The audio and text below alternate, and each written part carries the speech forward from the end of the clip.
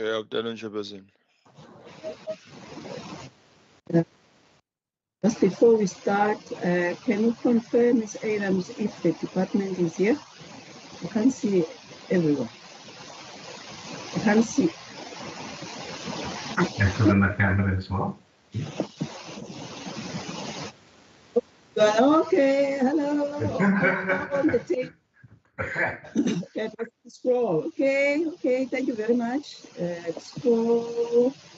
Okay, so I have to scroll. Okay, thank you very much. I want to welcome the department and also the staff and also for the members. Just for the introduction first, I'm Mama Franklin Bombo, the chairperson of this committee. We are today deliberating the votes 8 on mobility as part of the appropriation. Can the members please introduce themselves? Thank you.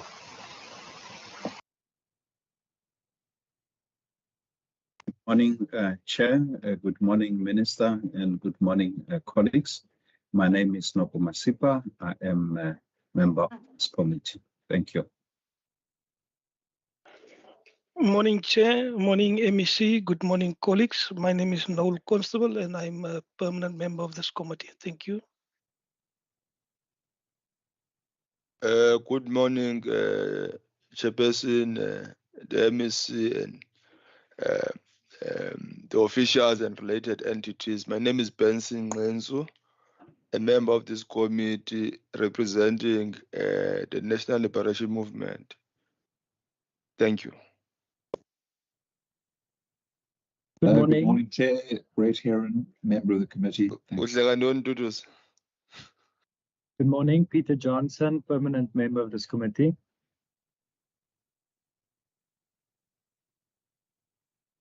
Good morning, Chairperson. Gillian Postman. I'm an alternate member of this committee, standing in for Member Dave Bryant.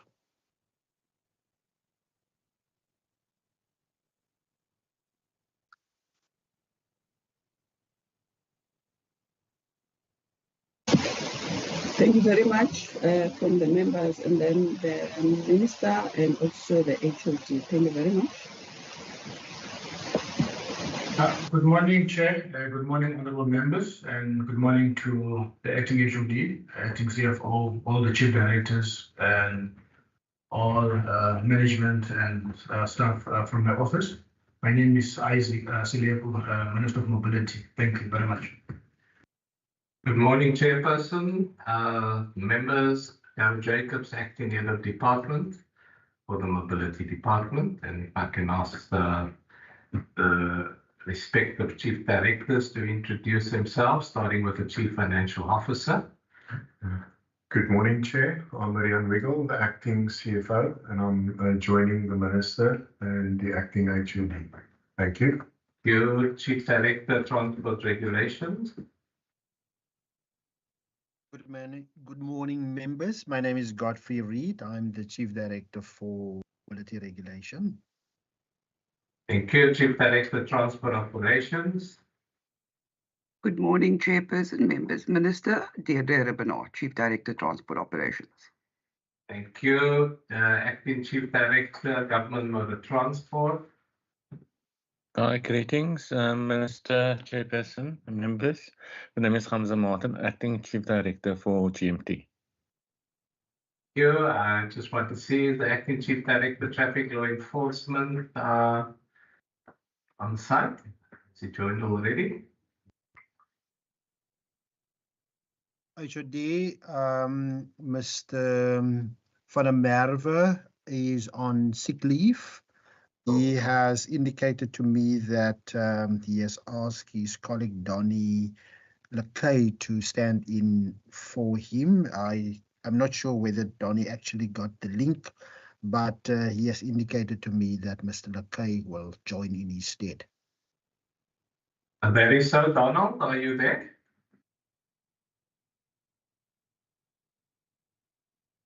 Okay, it appears not. I see Bianca Hendricks has also joined us from Government Motor Transport. Bianca. Good morning, members. Good morning, colleagues. Bianca Hendricks, Acting Director, Fleet Finance, GMT. Thank you very much, Chair. Let's And I see the head of ministry sitting next to me.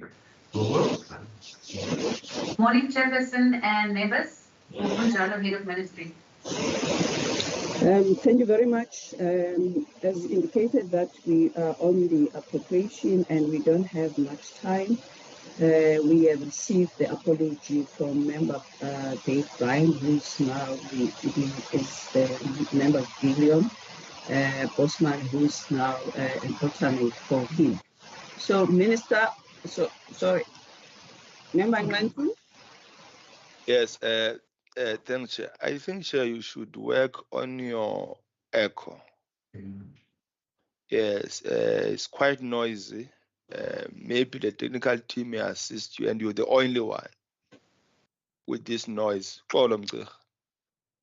Okay, I'm in the device, which is the Western Cape tablet I'm using, and I'm the only one in the house. But I do hear some of like there's like a link because of time the thing coming from the computer.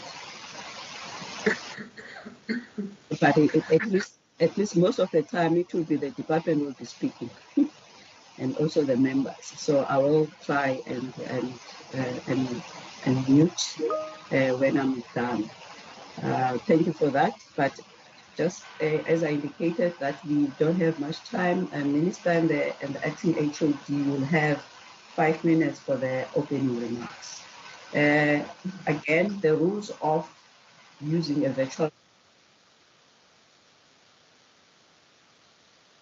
and if need be, you don't have to put as you are speaking, and first to be able to chat, to jot down all their other comments on the chart, plus also to make sure some of the resolutions that we can take afterwards.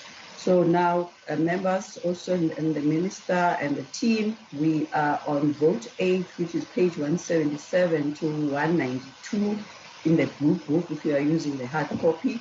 And then if you are using the electronic one, we're on page 200 to 250. So let's start with the opening remarks, please. Mama Uvuyo, please time the minister and the HOD so that they don't go through. Thank you very much. I'll try my best, Chair. I'll try my best. Thank you. Over to you, Minister. I'm switching off the video. Yeah, thank you very much, Chair, and thank you to the honourable members for inviting us to table appropriation adjustment budget for 24-25. And Chair, I'm not going to be long, but we are all dealing with our first. It is your first one as a chairperson of mobility. It is our first one for me as the Minister of Mobility, and is the first for the majority of members of Mobility Committee. Chair, we all know in terms of the challenges that we have as a country and as a province when it comes to finances. And one is always grateful, when you get something out of nothing, because we would have loved to have more, but we're also just grateful to have been able to be given a few millions also so that we can continue with the kind of work that we have been doing and what we want to do. What one also appreciates, Chair, is that we are currently embarking on a process of putting together our PLTF, a Provincial Land Transport Framework. And we were fortunate enough to get funding so that we can continue with that process, because it is within a statutory document and we need to complete it so that it can give us direction of where we are going in terms of team mobility. Also, Chair, we are also grateful to the TASERs as we have launched our road safety plan last week in Mauriceburg, and our traffic officers will be on our roads 24/7. And one would always want them to have their tools of trade when they are doing their work. And we are also grateful that we will be able to procure some tasers for our law enforcement officers. And in terms of Go George, we know in the month of October, during Mobility Month, we were able to launch one route coming from Tembale to the industrial. And we are also grateful that we can continue with our job, because that will give us an opportunity to give access to more people and also expand, so that because the need for that particular service in George is vast, and we are grateful that we can continue doing that work. So with those few words, Chair, thank you very much for the opportunity. And the officials will definitely go into the details, because the devil is in the details, so they will expand more. Those are just my a few opening remarks. Thank you very much.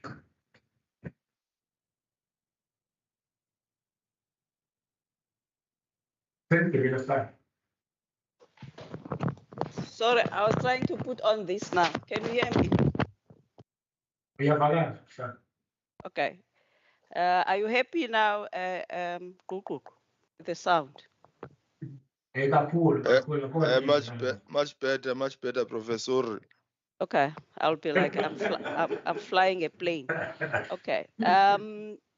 Members, I'm not sure whether the acting HOD wanted to do any opening remarks, because I'm just opening up now for the members to make a short comment on the minister's opening remarks. But firstly, acting HOD, do you want to have any remarks first?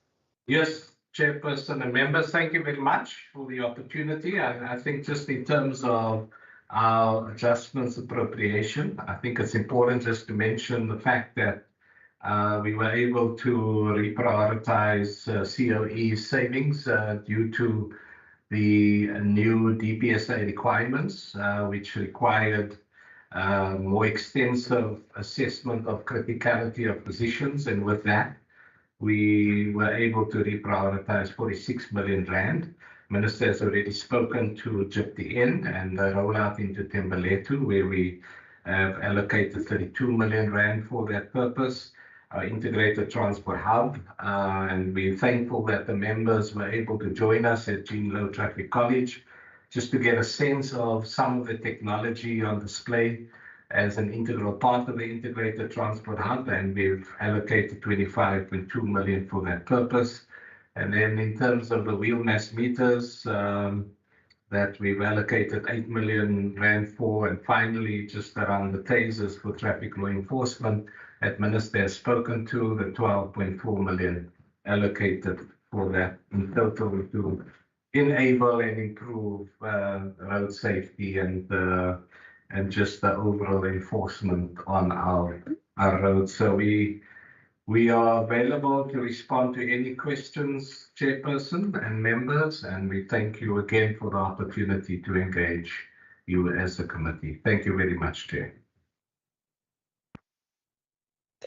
Thank you very much, Acting HOD and Minister. Members, can we have a few minutes of engaging on the HOD and the minister's input, and then afterwards we'll go to the book just for guidance, because I just want also to appreciate that the department provided us a graphic, a one-pager graphic, which it makes it easier that because anyway our book is about 15 pages. I mean our pages for the vote. So for me, I'm open for any members when we are going to the book to ask anywhere in the book, because at least there is also that one-pager guide. So I'm open to go to two and forth in regard to that. So any input, members, on the opening remarks from the acting HOD and also for the minister, taking note that we're still going to go to the book. Thank you.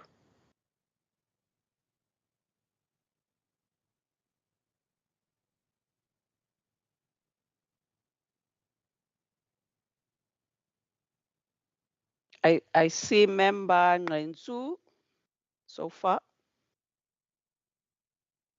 and member Constable. Yeah, over to you, Gugu. Thank you very much, Prof, and with the chair and the MEC. As I welcome the opening remarks from the MEC, and also for reminding us about the current moment in the context of the industry, and I must say that Last night I was on the road trip from R61 and N1. I did not see the traffic cops, stopping me or any other motorist on the road. And I understand that there is between Laingsburg and Beaufort West, there's always an operation there. It was not there today, last night and till the early mornings. Very few traffic cops in the usual spots. And it was not an impressive kind of thing, Actually, those traffic rules, those would be escorting or helping vehicles or trucks with mechanical problems, The season has already started. Students or from the Eastern Cape and other parts are traveling to Cape Town for holidays. And therefore, there are a lot of vehicles on the road. And I think the department need to take note of that. Whilst the MEC appears to be, with a lack of a better word, excited by this increase, we're not sure from our end whether it will help in the transformation of the industry or not. We're looking forward that indeed it will be executed to serve our people, but we are not optimistic. I think acting HOD, it may be important that you theorize or argue the integrated transport hub, what it entails, will benefit out of it, but like the context of the transformation of the industry, driving an integrated public transport system. Those are my preliminary reaction, and hoping that indeed here there will be a focus in particular on the on the taxi industry, because it's one neglected and an industry in many instances facing ill treatment, harassment, and excessive fines, impoundments by traffic officers, particularly here in the city of Cape Town. So thank you very much, Chair. Those are the remarks which I wanted to make. Thank you very much, Member Ngrensu, to Member Constable. Thank you. Thank you very much, Chair. Chair, mine is directed to the MEC. He spoke about the detail, and the devil is in the detail. MEC, your department, there's a lot of allegations with regards to fraud and corruption and maladministration within your department.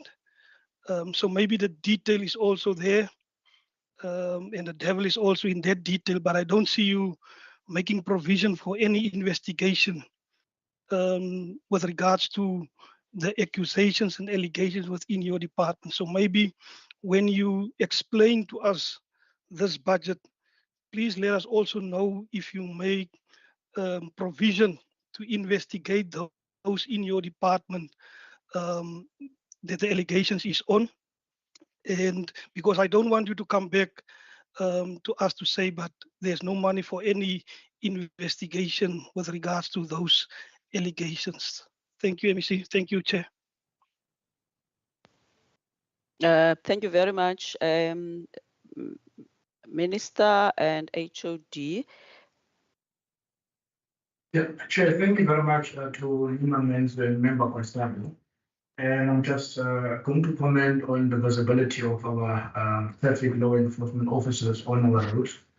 And I'm grateful that Member Menz arrived safely from Eastern Cape to be back in the Western Cape. And we take note of his concerns and his comments about the visibility of our traffic officers. And we know as soon as the school closes, of course, one would expect more of our officers on our roads. And we will definitely make sure that we are more visible, because ultimately that is one of our core objectives especially during the festive season, to have more of our officers visible on our national roads together with our municipal roads as well, working together with the municipalities as well. Also, in terms of Santaco, and I think one would appreciate, Chair, the perceptions there between, Santaco and the department and the different spheres of government or municipalities. And we are deliberate in actually, building relations with Santaco. Because we understand the role that they play in transporting the commuters, and the majority of people are transported by them. Saying that also, it does not take away the perception that are negative there. And we have taken a decision as a department that we are going to work to Santaco. We are going to work with them to make sure that all the negative perceptions are directed. And I think the acting HOD will also speak to that, because we are also committed to Shaila Smart. And Shaila Smart is one of the initiatives between us and the city of Cape Town that we are embarking on, in making sure that we really assist the industry in making sure that there is more people that can actually use our taxis. And one would also appreciate that during our launch, we were grateful to have the Secretary General of Santaco also as one of the speakers who delivered a message of support. And, and over the kind of relation that we're building, and I would just ask the members to bear with us, and we work, with Santaco in making sure that whatever challenges that they are confronted with, that we are there to get solutions, because it will assist all of us and it will help all of us. And to Member Constable, and I appreciate your comment, and that's what I said during my oral reply to your question, that it was unfortunate that you were not there because you were ill, and I wish you a speedy recovery. And during my reply, it was clear, because the allegation that has been sent, it was referred to the Provincial Forensic Service, for a preliminary investigation. And, we have been trying to get hold of a whistleblower to give us more information as to, to the allegations, because it's difficult for us to say someone has done X, but when we ask for information, supporting documentation so that we can take the case forward, we don't seem to find satisfaction in that, and that has been the challenge with PFS. They have been trying to get hold of the whistleblower, because there were different email addresses used with the same allegations. Some were just extended, but the core is the same. And I also made a call to everybody who was a recipient of the email that was sent by the whistleblower. If you have access, please, reach out to him or her and try to get, supporting documentation in terms of the proof of the thing that has been said, and that's where we left it. And we will definitely, if needs be, for us as a committee or as mobility to come and speak to these issues, during our meetings, we are open to that. But the process now, as I know, has been referred to PFS, and PFS will actually come with the recommendation say, we've tried our best, we are not finding any, proof, and then we are going to close, or what we're going to do. But we can engage on this, together with PFS, and for the member to be satisfied. But what I can assure you is that we are not going to protect any individual. If someone needs to account, they will account. But it's difficult for us, to go on a witch hunt without, proper, proof and evidence. Thank you very much, Chairperson. Thank you very much, members. So let's go to the votes. As I indicated earlier, we have got pages from 177 to the 192. If you are asking any question, please indicate the page, because the department has only got 2 programs. If I exclude the administration, it's only operations and the regulation, and based on what they've provided us, they are appropriating 80 million. And yeah, over to you. Any questions, members? You must just indicate which page that you can guide us in terms of which page. There's a flexibility.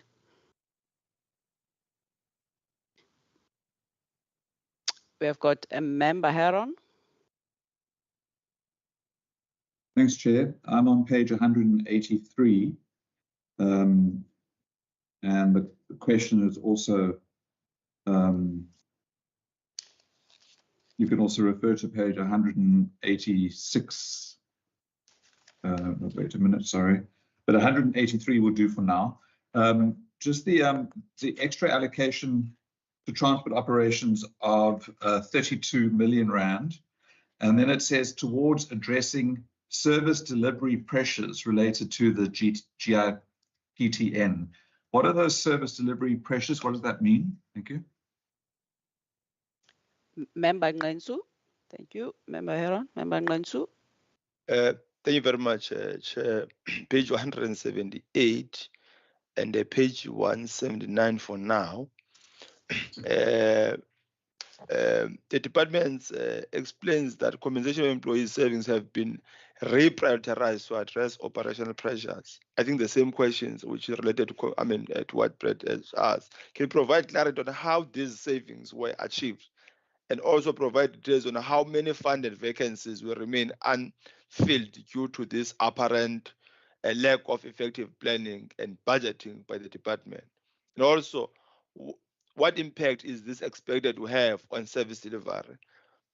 And what is also the rationale for the reallocating funds from compensation of employees to cover the cost of Microsoft packages? And why was no provision for Microsoft licenses included in the main budget in this instance? I'll just pause there for now, Chair.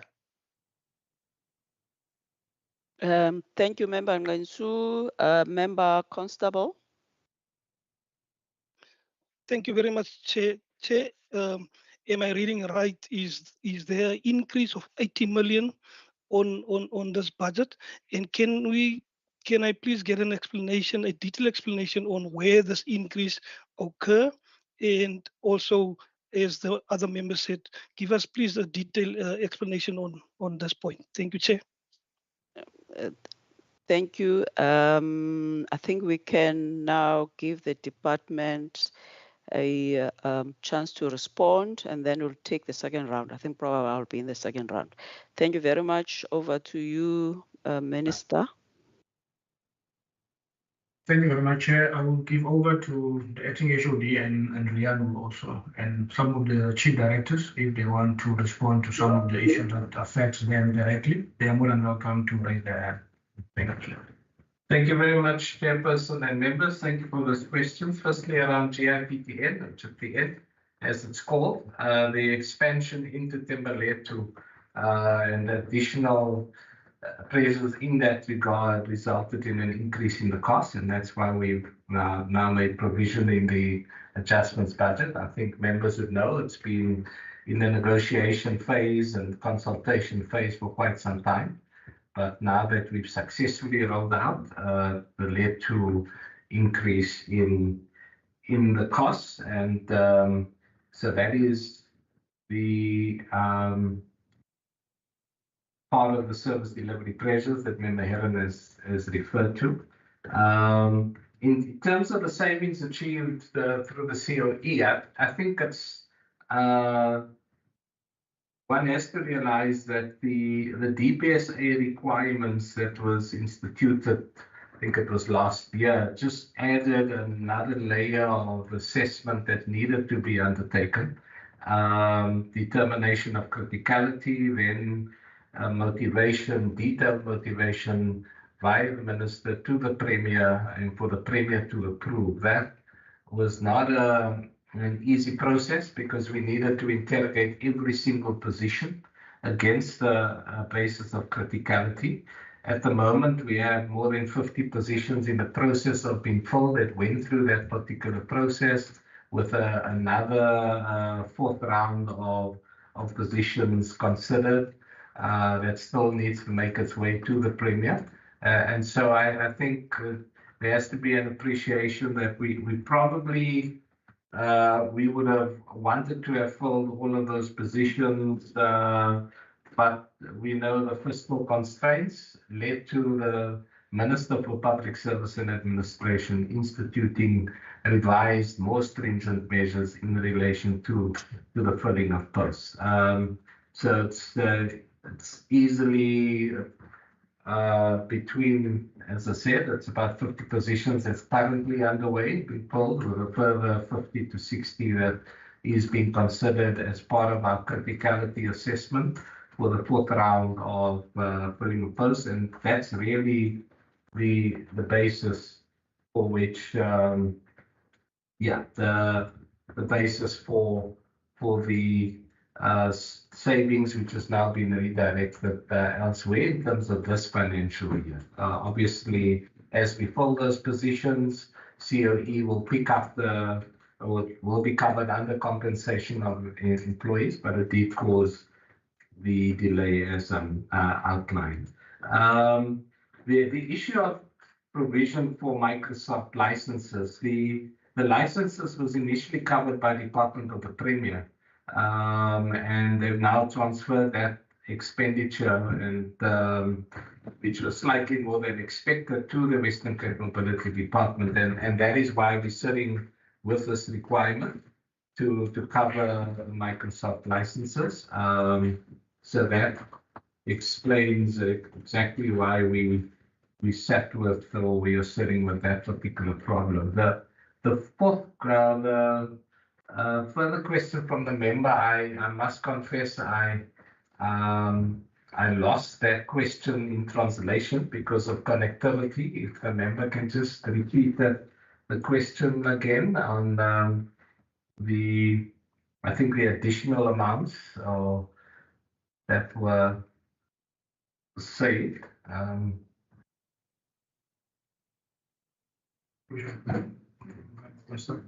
Member Constable, it was Member Constable's question. Member Constable, yeah.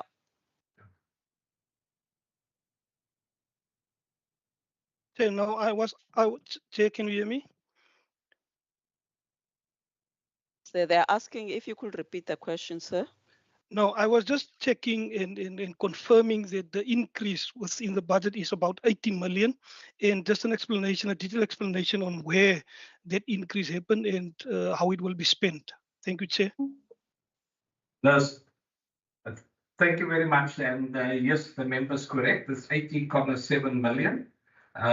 So as I've indicated, GPN gets 32 million, procurement of tasers 11 million, wheel mass meters 8 million, development and enhancement of integrated transport hub is 25.2 million, and then 1.6 million for PLTF. The hosting and managing and deploying applications and services, 1.5 million, and procurement of tasers from the rollover, 1.4 million. So that is the justification and explanation on the 80.7 million. Thank you, Chair. Thank you very much. It's another second round, and can I see Member Heron. I'm not sure whether you want to follow up or it's another question, so that I can also be the first one to start. Over to Member Heron. Is the follow up or is it a new question? It's for the second round. It's sort of a follow-up, but could also be partially new. So if you want to go first, Chair, that's fine with me. Okay, may I? Okay, thank you. Thank you, Minister and the HOD. Okay, firstly, I see the rollovers in all three programs, which the HOD has just now responded to Member Constable, which is it's almost 4.5 million of the rollovers. And then again, in the adjustment is about 76 million with a 25 million that is coming from the provincial funding.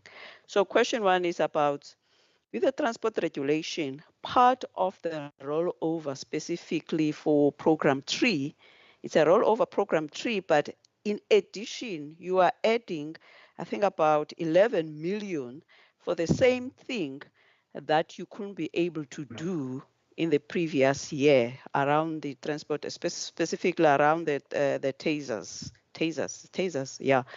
So why would we have a rollover for the unused funds, but you also add more of the budget in terms of the adjustment? The second question is about, in the program one, part of the rollover, it's a 1.6 million for the development of the provincial land transport framework. What is that? Because the reason I'm asking, I'm linking to the 25.2 million that you got it from the provincial pool for the public transport integration, transport hub. Exactly what is that? Whilst I hear about the George, but what is it about that 25 that the PT has given you about the integrated transport hub? What does it mean? Is this like money is going to go to the taxi industry, or 2 million or whatever to the e-hailing? Exactly what? What does it mean? Now, it takes me to the third question. A part of the grants that's supposedly supposed to come to you, but they don't come to you, they come to the infrastructure. You have an additional 571 million. It doesn't come to you, I acknowledge that, but it's still under the transport grant. 571 million for the roads maintenance. At what extent that you'll have a conversation with the infrastructure department? Just to make an example, in health, capital projects used to be done by the public works, and then we'll take some of the other maintenance refurbishment, because you want some of the quick things. At what extent that you participate in ensuring that the public infrastructure, delivers, because at the end, some of the roads will impact on your land transportation as well. So where is the kind of a communication between the two of you? Because whilst it goes to the infrastructure, but it's under transport grant, the whole 571 million.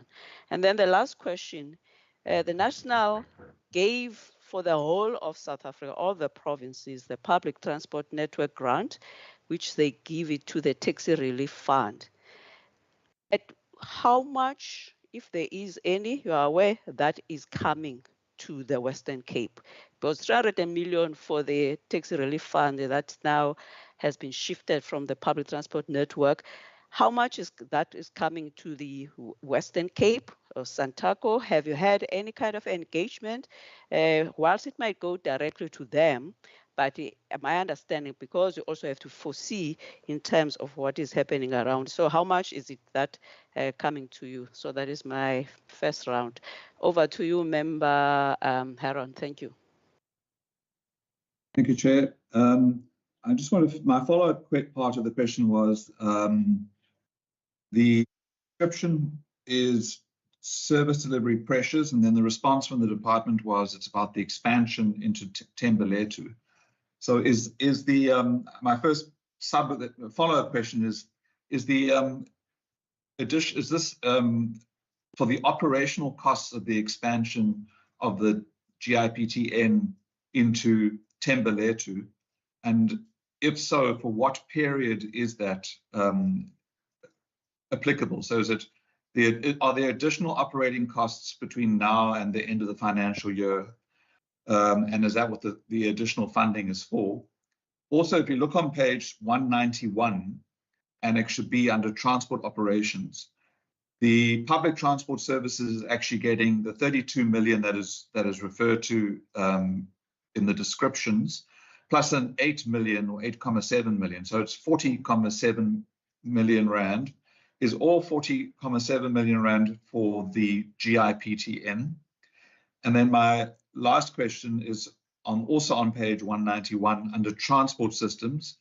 We again get an explanation of the 25 million for the integrated transport hub, but there's an additional 20.9 or almost 21 million rand that is verimented for transport systems. Is that also for the integrated transport hub?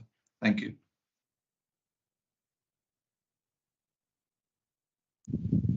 Thank you. I think that we can allow the Minister and the Acting HOD to respond, and you'll see from there if we're still going to have time for further questions. Thank you.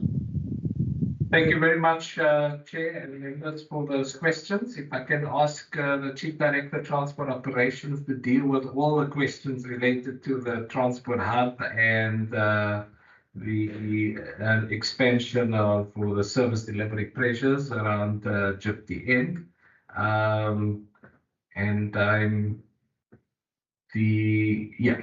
think let's start there so we address some of the critical questions that both you as Chair and the member Heron has asked.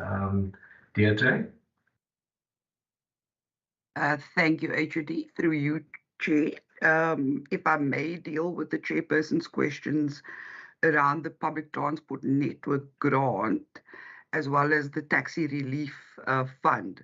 Those are two very separate allocations, Chairperson. In terms of what is the Western Cape getting from the public transport network grant, that is used to pay the sort of what's referred to as the BRT systems. So it's my city in Cape Town, as well as the GIPTN in George. I can't speak on behalf of the allocation to the city from the public transport network grant, but it generally hovers around R1 billion, maybe 2 billion some years as a result of infrastructure. And then for GIPTN, for this current municipal financial year, it was about 187 million, Chairperson. So that is to cover the sort of integrated public transport networks in the Western Cape. So those are the only two cities that are eligible for that particular grant. Then the taxi relief fund is something different. I have no idea how much of that allocation was given to the Western Cape, but I can definitely follow up on that particular question. Then if I could go to Member Heron's question, in terms of the GIPTN, the request for the additional money takes us till the end of the municipal financial year. It was to cover, the HOD is absolutely correct, the expansion into Tembeletu. It is for the direct operating costs to the VOC, which is a large portion of that. It's about 25 million of the 40. So Member Heron, you're correct. It's in total, it's 40 million. Then there's a portion that goes to the safety and security. So for the additional safety and security, they call the public transport enforcement unit. So it's to assist them with equipment and additional officers to cover the expansion of the services. We've also put in an allocation for compensation. So that's for members that are eligible for compensation, for relinquishing their licenses. And that gets us to approximately the 40.3 or 4 million. Then when it comes to the public transport system, unfortunately, Member Heron wasn't at Jean Low when we did the showcase and the show and tell about the integrated transport hub. We did focus on the traffic elements of it, because as we showed, we are data driven. So most of our programs that we run has a technology base. I will ask Nadeem Hendricks, the Director for Systems, to come in and give a little more of the detail in terms of what it buys us. But I trust that I've dealt with the GIPTN question, the public transport network grant question, and if I can ask Nadeem also to just speak to some of the details around the integrated transport hub. Thank you, Chairperson. Thank you, Deirdre, and good afternoon, Chairperson. And I'm not sure if I may proceed yet. Yep. Thank you. Okay. Thank you. Just to give a broader context, the ITH is actually focusing on a broader aspect, and it's quite a first. It was demonstrated in terms of the show and tell that our CD had alluded to in terms of the engagement that happened with the standing committee previously. It's quite complex, and it's quite a diverse set of capabilities in terms of an integrated data approach. and focus around the complexity of the transportation challenges and creating a centralized, diverse data platforms, data streams, and systems. So what it gets used for basically is there's various components. We focused on the TLE component, and we actually demoed Enforce. Now, Enforce is the TLE system, the traffic law enforcement system. And within that system, there's multiple capabilities and functionalities and changes required in order to streamline operation, to focus on variable enhancements to the practices in terms of law enforcement and agile and optimized processes. So when one looks at Enforce, there's various amendments that has been scheduled and targeted for the delivery in this year. Just to mention a few, within Enforce, we were focusing on roughly about let me just get about, I think it's about 18 to 20 changes to the system. And that is all made up in terms of various components, like, for example, integrating our OCS and data, which is at our Weybridge data, in support of municipalities and strategic operations that's happening in terms of law enforcement, monitoring, fleet optimization services, etc. So that is one aspect of it. There's asset management improvement. So there's a various list of initiatives and programs under the Enforce component that makes up the 25 million. Plus, we've broken up these multiple other capabilities, such as the CLE, which is our common logic engine, which focuses on integrated platforms, enhancing that capabilities in terms of leveraging data, extracting data, and optimizing certain services in terms of we've got integration running with NATIS and enhancing the NATIS calls. We're looking at PTRS, where we need to obviously look at how we can streamline our processes, from example, where we do automated checks between the NATIS integration and the operating licenses. So when a vehicle gets pulled off, that the data is seamlessly transferred between the two. And when renewal of licenses and operating licenses does come into play, there's sufficient information to make informed decision and data-driven decisions. There's also the predictive capabilities that we touched on in terms of the session, where we're looking at enhancing those capabilities, like, for example, expanding our data services with the Department of Health to include crash information to strengthen the predictability and reduce the fatalities on the roads. So there's multiple aspects and multiple considerations that is made up of it. There's about 30 odd initiatives that's planned, plus that goes into the makeup of those various components and optimization modules for the ITH. That is just to summarize. I do note that we are limited for time, but that is just giving a high-level overview and further detail to the requirements within the hub. Thanks. Thank you, Mr. Hendricks. I know how passionate you are on this. Member Heron, I know you will be taking the whole time. I know how passionate when it comes to this.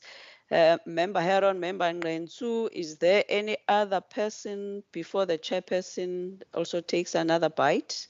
And then we'll be done. Thank you. Over to you, Member Heron. Chairperson, sorry, can I, the question around the PLTF, would you want me to deal with that now? Because that's still in your round of questions. Sure. Sure. So if I can ask again, Theatre, just to deal with PLTF and how it interfaces with the integrated transport hub, which was and why we actually do a PLTF, how it all fits together, Chair. Theatre? Thank you, HOD, through you, Chairperson. So the Provincial Land Transport Framework is done. It's a statutory requirement, as the Minister outlined, in terms of the National Land Transport Act, Section 35, I think it is, compels all provinces to every 5 years update their Provincial Land Transport Framework, which is really the long-term strategy for land transport in a particular province.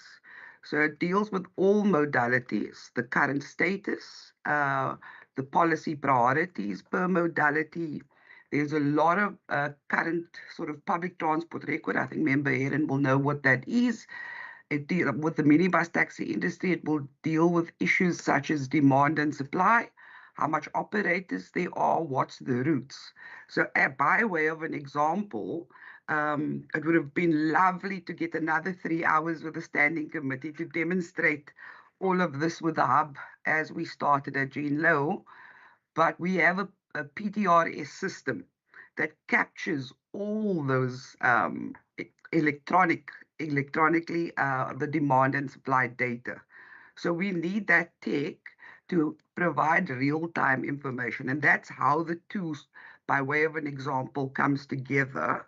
And then I've also realized there was one question that Member Nagenshu asked around. He hopes that this adjustment budget, speaks to the minibus taxi industry. Really happy to report, Member, that at least 20, I think it's just over 20 million, goes to projects in relation that we're working with the minibus taxi industry on.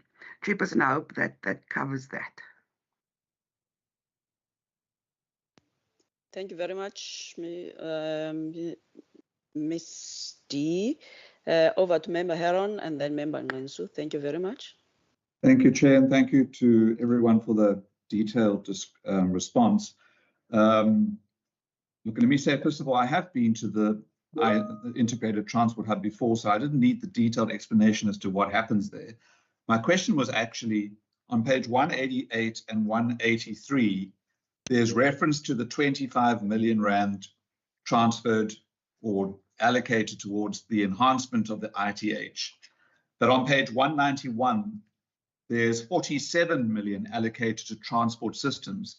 So my question was, is the 47 million rand all going to the ITH? Thank you.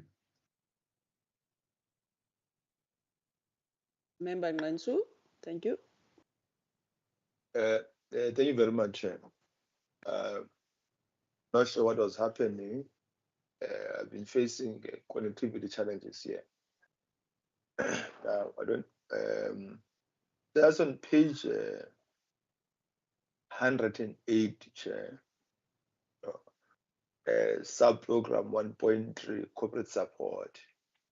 It is noted that the COE budget has been reprioritized to fund the so-called or the ministerial priorities.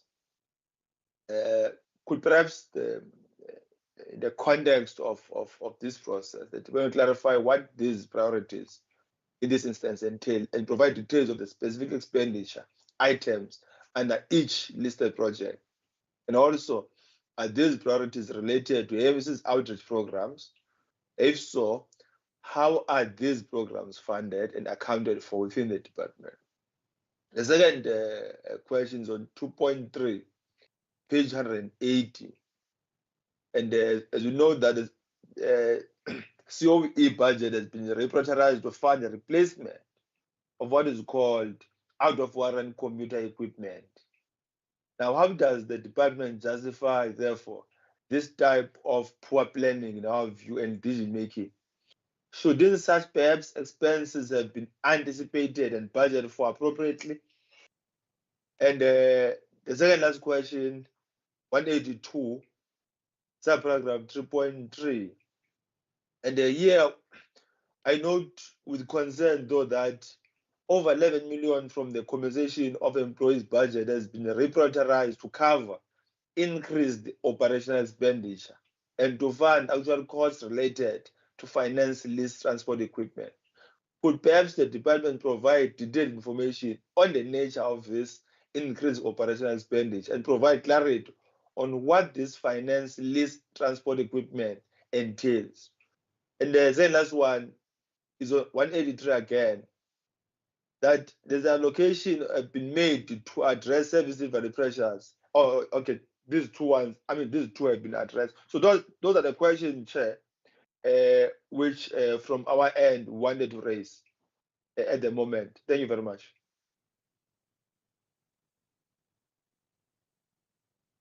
Members, I think for me, for my last one, it's all about so much of the shifts that would have been for the warm bodies, which is the COE, to address operational pressures, but will go to the other side, specifically just making an example for the things that I'll assume they will need also to be done by the warm bodies. Like on page 183 on the sub-program 3.3 on law enforcement, where you are reallocation of funds, the 3 million, which now has to move to the other side, to the transport systems, For example, part of the provision for ministerial priorities is on goods and services, specifically on port project management. Probably maybe just to expand on that, because if now you're going to take money that is meant for the staffing, because the last time I checked when we were there, I think there are about 119 of your officers will be graduating to add to the 590 something. I'm making us, and you did indicate that you need more of the warm bodies. So when you have to transfer lots of money meant for the COEs, and then you put it on the other side for like park and ride, who's gonna do the actual work when it so happened that all this money is for those kind of things? So that's my last question. Part of this, what I'm asking is between 182 and 183. Thank you. The department will respond, but there is a last question from Member Constable, and then we give it to the department. That is the last round. Thank you, members. Chair, thank you very much. No, I think you and Member Nash will answer or respond to one of the questions that is in my mind. Remember, MEC, we question the utilization of service providers. This budget shows again that you rather opted for service providers than to recruit people within your department. Is this the right reflection that we're seeing? Because using money from your COE and bringing it to the other side, that means you will again appoint service providers to do your job in your department. And for me, this is not the right way to do, Chairperson. But you also asked that question. So if they can please explain why they're using money where they can recruit and appoint people in the department to rather opt for going to the other side and appoint service providers and contractors. Yeah, thank you, Chair. Thank you very much, Minister and Acting HOD. Members, we won't be asking any further questions now. If you have got any other question, please do. And if there is a dire kind of information you request, probably we'll be asking the department to do it in writing. Thank you very much. Over to you, the department. Thank you very much, Chairperson and members. The Chief Financial Officer will deal with the questions around the increases and what amount is reflected in the integrated transport hub out of this adjustments budget. But let me, the interim, deal with the question around the officers that will be graduating. All of them will be deployed from the day after which they graduate. So all 117 or 119 officers will be added to our traffic police. They obviously need to finish their program, graduate, and then be deployed. But to link it to Member Constable's question, I think we say all of the systems responses or the systems, the expenditure of the systems is really around, it's not new systems, it's existing systems. And so the utilizing, where we do utilize service providers is existing service providers. But I think the member will also know that it takes at least between 6 to 9 months to undertake a full recruitment process, which includes doing the criticality assessment, motivating to the Premier, getting Premier's approval, then advertising the positions, and concluding the entire recruitment and selection process. So there is an unfortunate time lag to that, but I think it is important to know that this adjustments budget reflects savings, in other words, amounts that would not be expended as at 31st of March from the assessments, 31st of March 2025 from the assessments. So there are obviously processes underway, as I've indicated.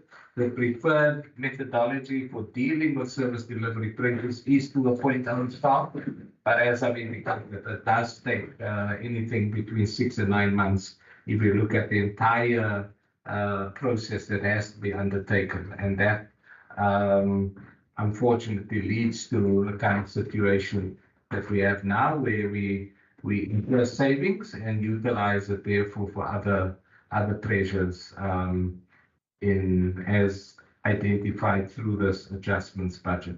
But if I can ask the CFO to deal with the questions from Member Heron and Member Benson. Thank you, Chairperson, through you. On the question on table 8.8.2, there was a question pertaining to the 47.7 million. We've already addressed the 25.2 million, which is included in that amount. Then there's an amount of 20.9 million. Those are for ministerial priorities, which include aspects such as the park and ride projects. There's also port project management, as example, which we include as part of the systems expenditure. Thank you.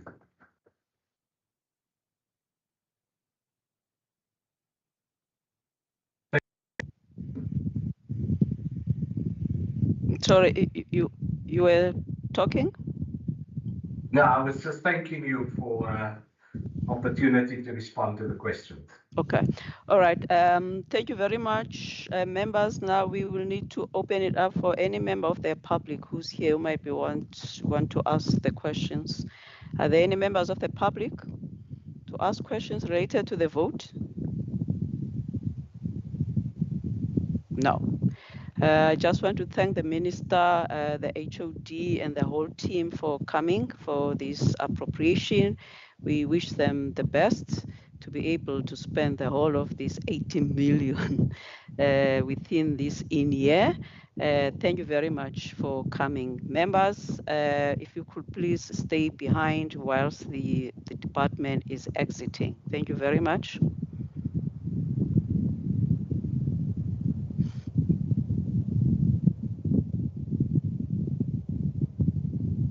Mr. Adams, Ms. Adams will let me know if you can continue.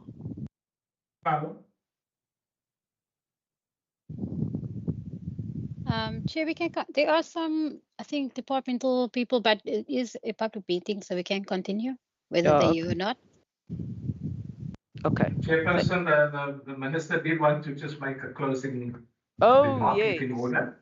Okay, sorry. Yes, please do, Minister. Thank you. Sorry. Chair and honourable members, we just wanted to thank you from the side of the Ministry for the questions. And I know some of the questions we were not able to give more detail because due to time constraints. And surely the door is not locked. So if there are more questions that the members want clarity on, you're more than welcome to reach out to the Ministry, and so that we can clarify some of the questions. But also what I want to assure the members of the committee, as much as we have been using some of the money from the COEs, that those appointments will be done surely during the outer years. So we are not compromising warm bodies for other stuff. And we will definitely be implementing a plan in making sure that whatever we have been given, we are able to spend it, because we don't want to find ourselves in a situation where we ask for money, but we are not able to spend.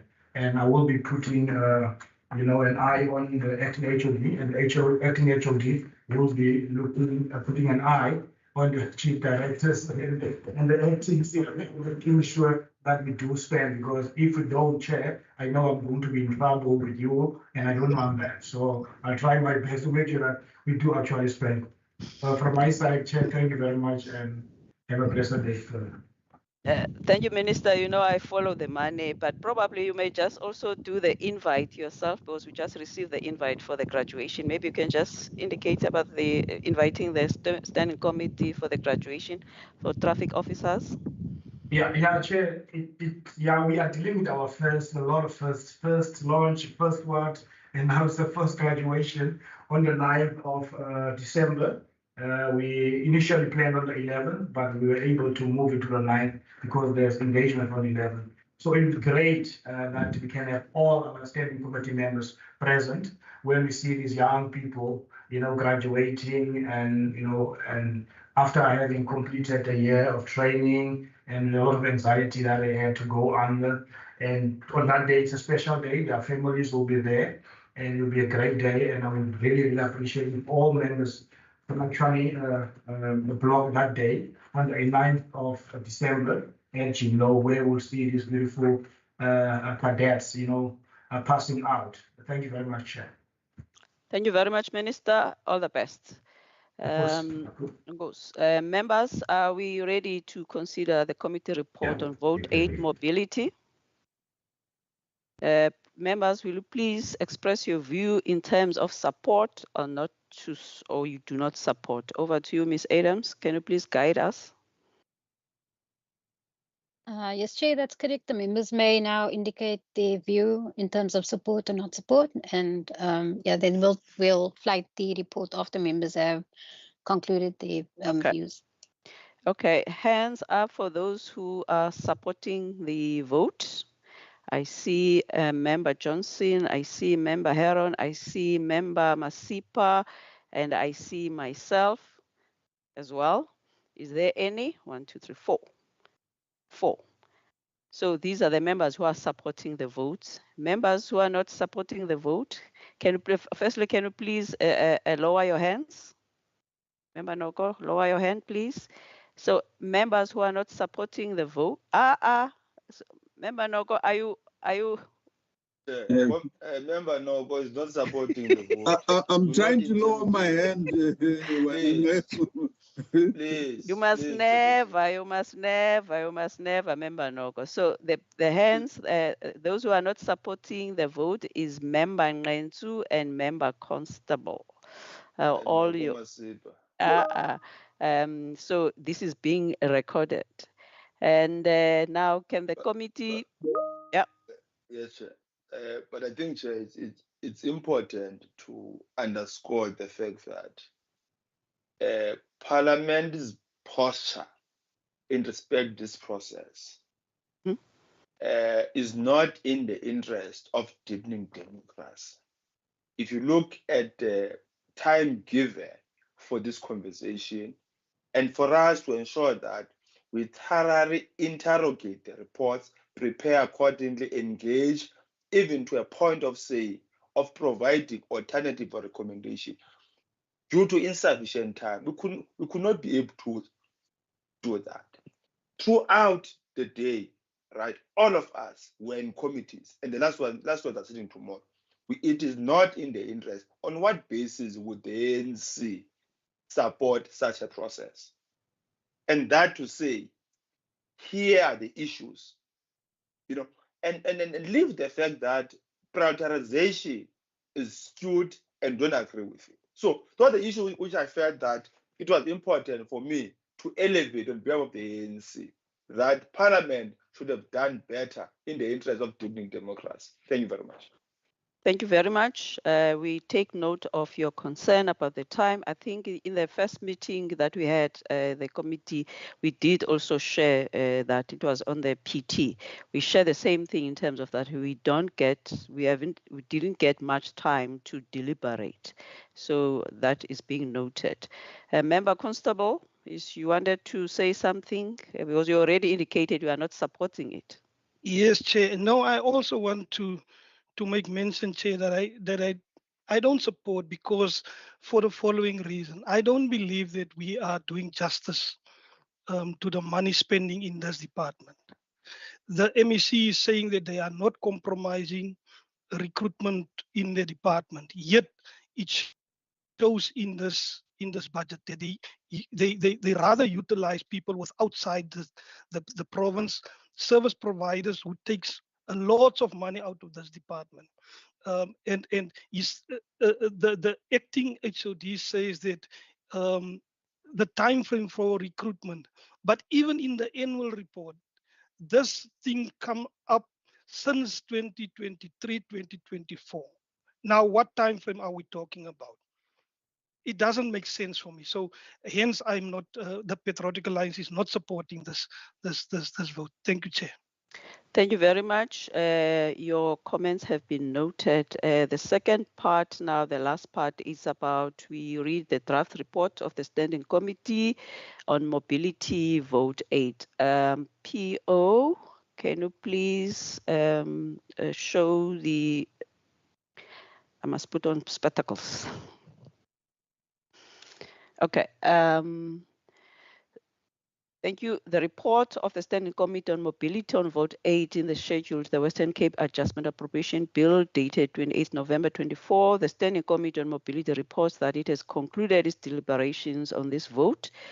Referred to the committee in terms of the Standing Rule 188 and that it supports the vote referred to it. In terms of the Standing Rule 90, the African National Congress and the Patriotic Alliance expressed their minority view not to support the vote. I think we have completed this part in terms of that. So can we have someone to, Member Noko, Masipa, you were supporting the report. The Yes, I move to support the report, Chair. Thank you. Secondment.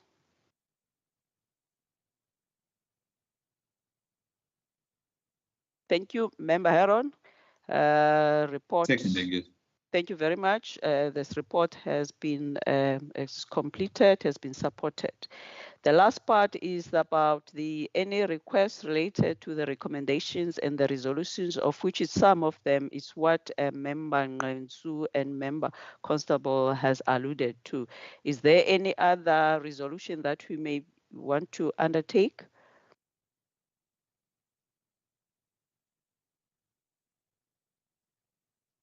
No. Not as yet. Okay, not now. So thank you very much. Is there anything from your side, procedural officer, that I might have left out?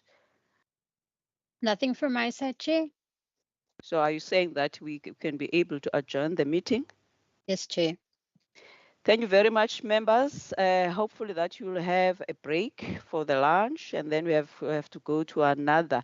I do agree that these, specifically for me, when it comes to the money matters, it's where I put most of the effort. I do agree that we were not afforded much time. I think it will give us more lessons for the budget, for the main budgeting in March, in terms of the deliberations for the appropriation. So thank you very much for your support. So you don't support, Chair. No, Thank you very much, Chair. There's a difference between the vote and also in terms of the processes. So the vote, we support the vote, but we take note that the time hasn't been enough in terms of the deliberations as part of the appropriation. We would have wanted more. Thank you very much. Bye-bye. Thank you very much. Meeting adjourned. Thank you very much, Ms. Adams. Thank you, Meeting is adjourned, Honorable Nansu. It's Thank all you. Bye. off record now. You Thank can you. engage. All right, Mr. Masipa. Oh, sharp on that. Sharp, up next, man. Sure. Come on. Thank you.